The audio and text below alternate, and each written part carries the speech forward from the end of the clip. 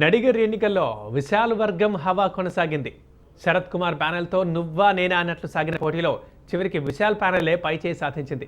అధ్యక్షుడిగా నాజర్, జనరల్ సెక్రటరీగా విశాల్, కోశాధికారిగా కార్తీ విజయ దుందుభి మోగించారు.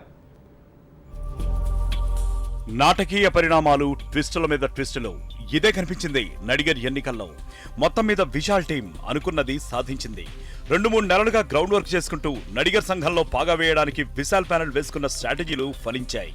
ఫలితంగా విశాల్ వర్గం హవా కొనసాగింది నడిగర్ ఎన్నికల్లో.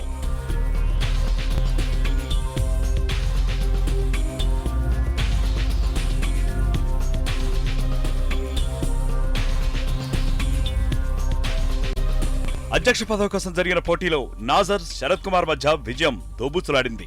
క్షణక్షణం ఆధిక్యం చేతులు మారుతూ వచ్చింది. చివరకు ఉత్కంఠగా జరిగిన పోటీలు 113 ఓట్ల తేడాతో విజయం నాజర్ ను వరించింది. ఈ ఎన్నికల్లో నాజర్ 1344 ఓట్లు సాధించగా శరత్ కుమార్ కు 1231 ఓట్లు పోలయ్యాయి. ప్రధాన కార్యదర్శిగా విశాల్ పోటీదారు రాధారవిపై 307 ఓట్ల తేడాతో విజయం సాధించాడు. విశాల్ కు 1445 ఓట్లు రాగా రాధారవికి 1138 ఓట్లు పోలయ్యాయి. 1493 ఓట్లు సాధించిన కార్తీ కోశాధికారిగా గెలుపొందాడు.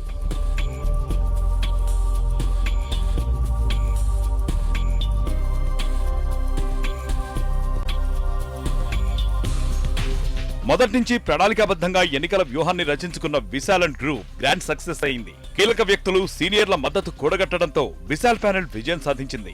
అయితే మరోసారి పగ్గాలు చేపట్టాలని భావించిన శరత్ కుమార్ టీం ఫలితాలలో డీలా పడింది.